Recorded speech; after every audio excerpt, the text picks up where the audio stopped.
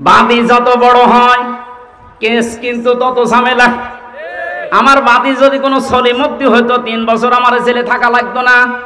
বাদী যে দোষার আসরে রাষ্ট্র ছিল, এই জন্য 32 বার মামলা ওঠার পরও জামিন হয়নি।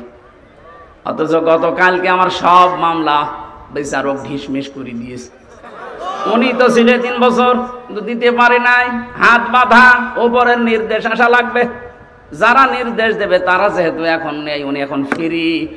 মামলা হইলো, এর কোনো মাল ম্যাটারেস নেই, যা কাগজ কালকে সব ফেলে আমরা একেবারে সব খালাস করে দিয়েছি। অথচ লোকটা তো একই 5 তারিখের আগ পর্যন্ত ওই মামলা ছিল। আমি হাজিরাও দিয়ে গেলাম 5 তারিখের আগে। মাত্র এই কয়েকদিনের ভেতরে পুরা উল্টিয়ে বসে। কি আমি মনে করলাম, প্রশ্ন করি, স্যার আপনি তো এখানে ছিলেন, মাল ম্যাটারেস কিছু নেই এর ভেতরে, আপনি এর আগে দেখেননি?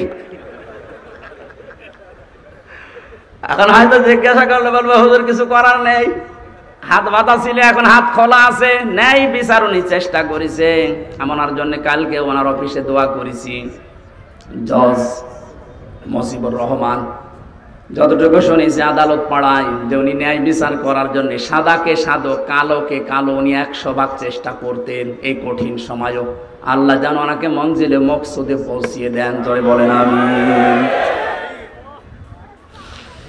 যতটুকু আমরা জানছি ততটুকু মানছি না। এই যে এলেমের প্রশ্ন করা হবে, এলেম মানে মাওলানা হওয়া লাগবে আমার মতো না, হাফেজ হওয়া লাগবে না।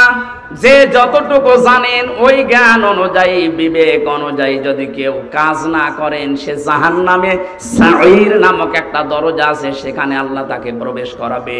ওয়াকালু লাউ কুন্না নাসমাউ আও নাকিলু মা কুন্না ফি আসহাবিস সাঈর।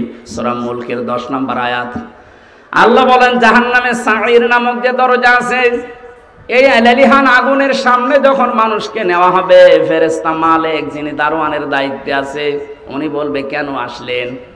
যত মানুষ এই সাঈর নামক জাহান্নামে যাবে, তারা এক বাক্যে বলতেন বাধ্য হবে যে আমরা শোনার পরে না শোনার ভান করেছিলাম, আর আমাদের বিবেক আমরা কাজে লাগাইনি। তাকান তো আজ এদের দিকে তাকিয়ে, আজ হাজারো মানুষ আমরা যে জানার পরও না জানার ভান করে থাকি, মানতে চাই না। বিবেক যাদের আছে, বিবেক যারা কাজে লাগান না, এরা আল্লাহর দৃষ্টিতে পশু, এমনকি পশুর চাইতেও নিকৃষ্ট। জোরে বলেন নাউজুবিল্লাহ। আমি যেটা শিক্ষা দেওয়ার জন্য এতক্ষণ ঘোর ব্যাস করছি, সেটা একবারে বলছি, কান খাড়া করেন। পৃথিবীর যেখানেই যান না কেন, আপনাকে মুহাম্মদ রাসূলুল্লাহকে নেতা মানা লাগবে। কারণ কিয়ামতের সর্বপ্রথম একা একা ডাকার পরে দ্বিতীয় সিস্টেমে এবার আর আল্লাহ আপনাকে একা ডাকবেন না। এই একটু খেয়াল করেন, প্রথম বিচারের ধাপ শেষ, দ্বিতীয় ধাপে আল্লাহ আপনাকে ডাকবেন এবার একা একা না। ইয়াউমা নাদউ কুল্লা উনাসিম বিইমামিহিম। আল্লাহ পাক বলেন,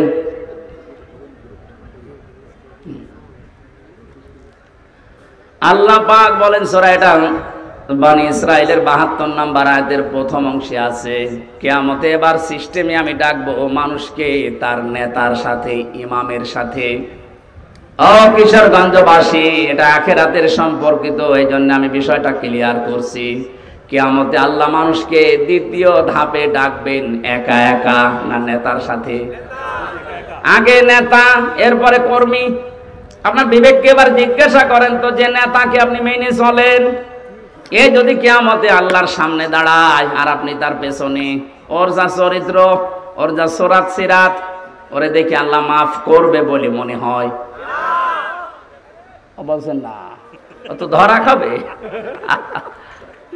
আপনি কি ইয়ার কি মারেন? আপনি এখনই বলছেন না, আমি যাকে মেনে চলি, যার পেছনে থাকি, কিয়ামতে ওর সামনে যদি আমি থাকি আল্লাহ ওরে দেখে মাফ করবেন, আপনি নিজেই বলছেন, তাহলে আপনি ধরা খাবেন না। এই জন্যই শুধু ইয়াসিন পড়ে শেষ করে দিলে হচ্ছে না, এটা মানা লাগবে। বিশ্ব নবী বাদ দিয়ে অন্য কেউ যেন আপনার আদর্শ মরণ পর্যন্ত আর না হয়, এটা খেয়াল রাখবেন। কারণ নবীজি যদি সামনে দাঁড়ায় ওই দিন, আপনি পেছনে থাকলে আপনাকে দেখা লাগবে না, বিশ্ব নবীকে দেখে আল্লাহ মাফ করে দেবে। ইয়াসিনের যত শব্দর ব্যাখ্যা আছে সব বলতে 33টা পেয়েছিলাম আমি, এত বলতে গেলে সময় চলে যাবে। আমরা 2টা আয়াত কোরআন থেকে পড়েছিলাম, এক আয়াতের কিছু কথা তাফসীর আকারে বলছি। সূরা জুমা থেকে পড়েছি একটা আয়াত। কি সূরা জুমা? জুমা মানে এক জায়গায় হওয়া, একত্রিত হওয়া। আমরা যেহেতু 7 দিন পর পরে মুসলিমদের একটা অনুষ্ঠান আছে জুমার নামাজ, ওখানে এক জায়গায় হই। নামাজ পড়ার পরে আপনার কাজ কি? ইসলামে তো শুধু ইবাদত হিসাবে শুধু নামাজই না, নামাজ যখন শেষ হয়ে যাবে তখন আপনি আর মসজিদে বসে থাকতে পারবেন না। বাংলাদেশে বহু জায়গায় সিস্টেমটা আছে, নামাজের পরে অনেকেই মসজিদের ফ্যান টাঙিয়ে আরামে বসে গল্প করছে। না, কোরআনে কারীম জানাচ্ছে ফাইদা কুদিয়াতিস সালাতু ফান্তাশিরু ফিল আরদি ওয়াবতাগু মিন ফাদলিল্লাহ। নামাজ যখন শেষ হয়ে যাবে মসজিদে আর থাকা যাবে না, ছড়িয়ে যান, ছিটিয়ে পড়েন। যেখানে যার কর্মজীবন আছে ওখানে হালাল রুজি উপার্জন করার জন্য চেষ্টা চালান। আমার কর্মজীবন দিনের এই ময়দানে, আমার একটা ব্যবসা আছে, ওখানে আমি যে শ্রম দেব ওইটাও নামাজের মতো ইবাদত। ওনার কাজ অফিসে, ওনার কাজ থানায়, নামাজ শেষ করার পরে থানায় যদি 8টা ঘন্টা বসে ডিউটি করে, ওই 8 ঘন্টা নফল নামাজের সওয়াব আল্লাহ ওনার আমল নামায় লিখে দেবে। এখানে নামাজের সময় মাস্ট বি, মুসলিম যারা নামাজ পড়তেই হবে, এর কোনো বাদ দেওয়ার সিস্টেম তো নেই। অনেকে চেয়ারে নামাজ পড়েন, মাসলা বলছে একটা, আপনি যদি দাঁড়িয়ে নামাজ পড়তে না পারেন বসে পড়বেন, বসে যদি না পারেন শুয়ে পড়বেন। কোন কারণে বাবুগিরি দেখানোর জন্য চেয়ারে নামাজ পড়া লাগবে আপনার? এই এলাকায় হয়তো সিস্টেম নেই, এটা কুষ্টিয়ায় আছে। আমার মনে হয় এই মাসলা বলা ঠিক হইল না। ঠিক আছে না, আপনি কোন কারণে বসেছেন? সব কাজ আপনি বাইরে করে বেড়াচ্ছেন, আর এখানে এসে আপনার যে সিস্টেম না, এটা যায় না আপনার সাথে। আপনি যদি অপারগ হয়ে থাকেন, দাঁড়িয়ে নামাজ পড়তে পারছেন, আপনি বসে পড়েন। কথা বুঝতেছেন? বসেও আপনি পারেন, আপনি শুয়ে শুয়ে ইশারা করেন যে আমি এখন রুকু যাচ্ছি, এখন সেজদা করছি। এই যদি এইটাও না পড়েন, অজ্ঞান হয়ে গেছেন, আপনার নামাজ মাফ। এমনকি মেয়েদের যখন দুনিয়ায় সন্তান আসে, প্রথম যে পানিটা দেখা যায়, এই অবস্থায় যদি সন্তানের মাথা বের হয়ে যায়, বিশ্ব নবী বলেন তোলার ভেতরে ছেলেটার মাথাকে বিছিয়ে দিয়ে মহিলাকে বলো নামাজ পড়তে। এত বড় গুরুত্বপূর্ণ একটা বিধান, যদিও নামাজের এই বিধানটা আমাদের দেশে এখন রাষ্ট্রীয়ভাবে কায়েম নেই, এই জন্য ওয়াজ করা লাগছে। যদি রাষ্ট্রীয়ভাবে কায়েম হয়ে যায় তখন আর নামাজের ওয়াজ এই দেশে করা লাগবে না। আল্লাহ যেহেতু একটা সুযোগ আমাদের সামনে দিচ্ছে, নামাজ রাষ্ট্রীয়ভাবে কায়েম থাকলে কি শান্তি পাওয়া যায় ওটা এখনো দেখেননি। আমি বিশ্বের বহু দেশে ঘুরেছি, কিছু কিছু জিনিস আঁচ করতে পেরেছি। কোরআনে কারিমের বিধানটা যেন আল্লাহ আমাদের চর্ম চোখে দেখায় যে নামাজ রাষ্ট্রীয়ভাবে দেশে কায়েম হয়ে গেছে। বলেন আমিন। আর এটা কায়েম করবে ফেরেশতারা? কথা বলে দেখেন, যারা ওই জায়গায় বিলটা পাস করবে এরকম মানুষকে আল্লাহ যেন দায়িত্ব দেন। তাহলে নামাজ শেষ করবেন কেন? কারণ পৃথিবীতে রহমত ছাড়া বেঁচে থাকার সম্ভব না। আপনি এক পা ফেলেছেন আর এক পা উঠাবেন, এই পা তুলতে গেলেও রহমত লাগবে কার? আপনি যদি নিজের মাস্তানিতে চলতে চান পারবেন না।